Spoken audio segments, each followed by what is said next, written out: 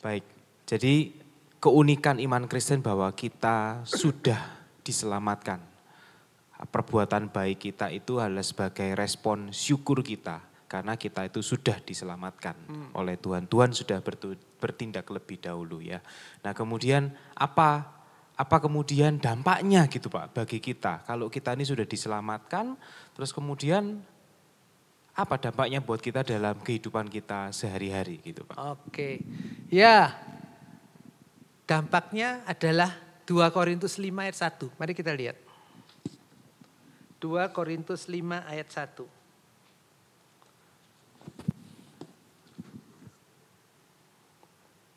2 Korintus 5 ayat 1. Karena kami tahu bahwa jika kemah tempat kediaman kita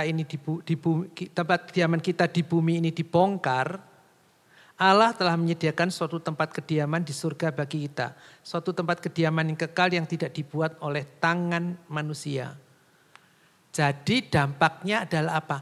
Kepastian keselamatan itu membuat kita diberi ketenangan untuk menjalani hidup ini. Karena setiap orang itu kan berdosa. Mereka dalam dosanya melakukan tindakan-tindakan perbuatan baik, amal, beragama, supaya bisa mendapatkan keselamatan. Mereka tegang, gelisah, khawatir. Bisa enggak saya mencapai ke sana? Bisa enggak mendapatkan? Kita pakai bahasa sederhana, senyum-senyumlah. Ada apa kita sampai frustrasi? Karena kita sudah diselamatkan kok. Cuma persoalannya adalah apa? Tidak semua orang ingat akan ini. Perhatikan Rasul Paulus mengatakan, kami tahu. Ya, perkataan kami tahu. Jika kemah tempat kediaman kita di bumi dibongkar. Kenapa pakai kata kemah? Karena memang pada saat itu hidup itu digambarkan seperti berkemah. Berkemah bisa pindah. Dan Paulus mengatakan kemah hidup kita ini di bumi ini dibongkar. Allah telah menyediakan suatu tempat kediaman di surga yang kekal. Banyak orang Kristen lupa ini. Kalau ditanya mati kemana? Masuk surga. Yakin. Tapi kemudian menjelang kematian takut. Nah ini yang perlu ditegaskan ulang. Jadi kalau kita menjumpai atau mendampingi mereka-mereka yang tanda petik ya. Sudah divonis, sudah diberitahu. Tunggu waktunya. Berdoa saja, tunggu mujizat. Itu dia sudah ngerti. Saya bakal mati. Nah tugas kita mendampingi yang pertama adalah menjelaskan. Kemah ini akan dibongkar. Tapi Tuhan telah sediakan. Apakah engkau sudah percaya Yesus? Tanya lagi mundur. Sudah percaya Yesus? Sudah. Engkau akan mendapatkan. Engkau akan menuju ke sana. Itu kepastian. Tapi kemudian namanya orang. Nah ini yang kemudian yang membuat beberapa orang bertanya. Tapi saya masih takut deh menghadapi kematian itu. Kita tidak boleh menghakimi. Oh kamu kurang beriman, kurang percaya. Ketakutan itu normal.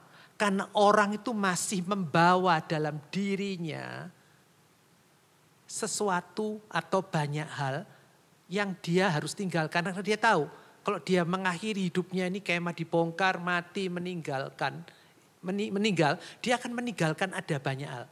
Mungkin keluarganya, mungkin pekerjaannya belum selesai, goyarannya mungkin utangnya masih banyak. Bisa juga itu semacam itu. Atau hal lain lagi, ada kegelisahan, ketakutan. Ada rasa bersalah kepada orang yang dia belum selesaikan. Jadi saya pernah mendengar dan pernah memperhatikan satu kejadian. Ya, dia sebelum meninggal tuh menelpon semua kenalannya. Dan orang-orang yang ditelepon tuh mengatakan, apa yang disampaikan kepada kamu? Orang-orang itu mengatakan, dia bilang sorry ya. Kalau saya sudah berbuat salah. Loh kamu tidak pernah berbuat salah. Tidak tahu mungkin aku sudah berbuat salah pada kamu. Sorry gitu. Ditutup selesai. Jadi dia itu ada beban. Lega dengan semacam. Tapi ada orang-orang yang tidak bisa melakukan itu ya. Dia tersimpan di dalam dirinya. Sehingga dibayangi ketakutan, kekhawatiran. Bagaimana. Yang kedua ada juga orang-orang yang kadang-kadang itu dibayangi. Karena tidak tahu dan memang tidak pernah ada yang tahu. Proses mati itu bagaimana? Katanya meninggal, mati itu menghembuskan nafas terakhir. Tapi kayak apa? Sakit enggak? Soro enggak? Susah enggak? Meninggalnya enak enggak? Macam begitu. Jadi karena itu kadang-kadang ya kita tahu tidak ada yang pernah cerita pengalaman proses mati itu gimana. Jadi orang ya mau enggak mau grogi juga. Apalagi kadang-kadang di film-film itu ada yang digambarkan keluar lewat telapak kakinya, lewat kepalanya, lewat macam-macam. Jadi kayak apa. Lalu kemudian kayak apa dengan keluarganya. Jadi katanya seberapa hari setelah meninggal masih ada di lokasi, lihat sana, lihat sini, lihat keluarganya. Maka ada tradisi kepercayaan masyarakat bahwa sebelum sekian hari masih ada di rumah dan macam-macam itu. Ya, orang ini galau juga dia ya, karena tidak pernah tahu caranya itu. Tapi setiap orang kalau dia takut mati wajar. Karena itu pendampingnya yang mesti meneguhkan. Dan tidak usah menghakimi. Tapi tenang, Tuhan menjaga engkau, Tuhan mendampingi engkau. Bacakan Mazmur 23, melewati lembah bayang kegelapan. Tagada Tuhan menjadi peganganmu, menyertai itu terus diberikan. Ya. Itu ketenangan, itu yang pertama. Jadi kita sebenarnya sudah memiliki ketenangan karena kepastian keselamatan. Mungkin bisa goyah karena itulah diperlukan pendamping-pendamping ini. Saudara-saudara seiman ini menguatkan. Yang kedua, apa keuntungannya kalau kita mendapatkan kepastian keselamatan? Kita menjalani kekristenan ini rileks. Lebih tajam kalau kita masuk dalam praktika, kalau kita pelayanan. Itu pelayanan yang sukacita. Bukan mengharapkan sesuatu. Tetapi karena sudah mendapatkan keselamatan. Maka kita melayani itu dengan gembira, sukacita, ceria. Kita berbakti di gereja itu akan serius. Kadang orang kurang serius dengan ibadah minggu. Karena dianggap sebagai rutinitas. Ya. Tiap minggu saya beribadah. Padahal mereka berkata, saya yang penting ke gereja. Saya ke gereja selesai.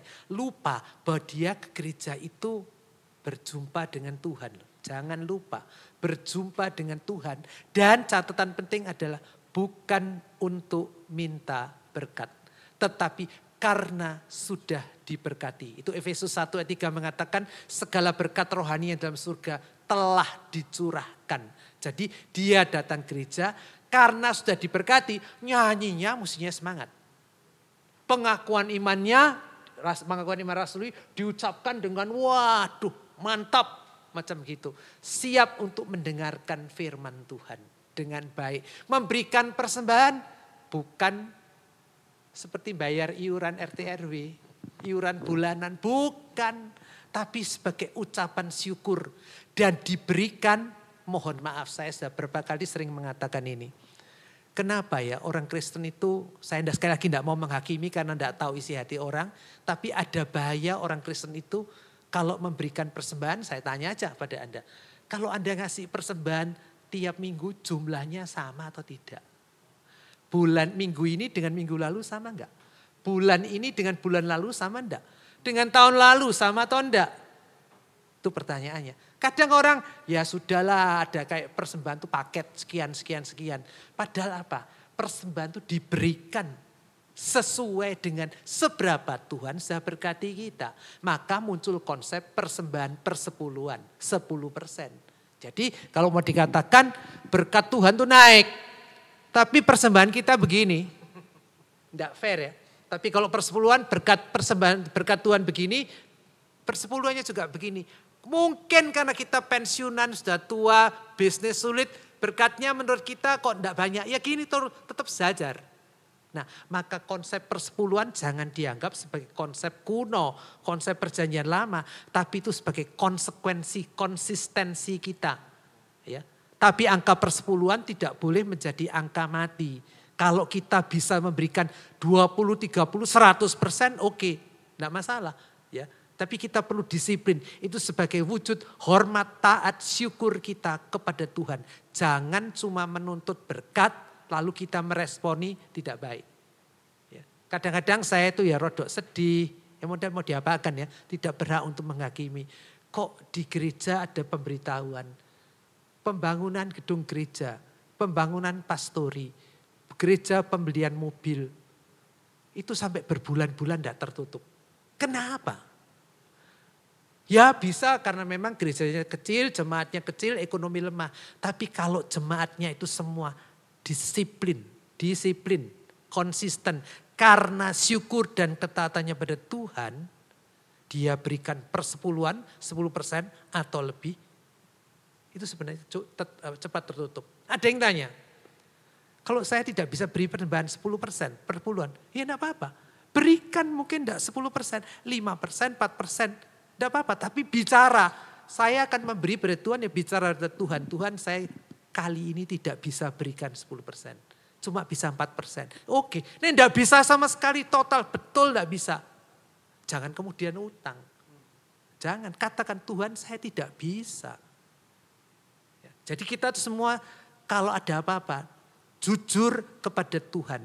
Dan tolong saudara seiman tidak menghakimi dia. Biar dia lakukan dengan sukacita. Itulah jawaban saya.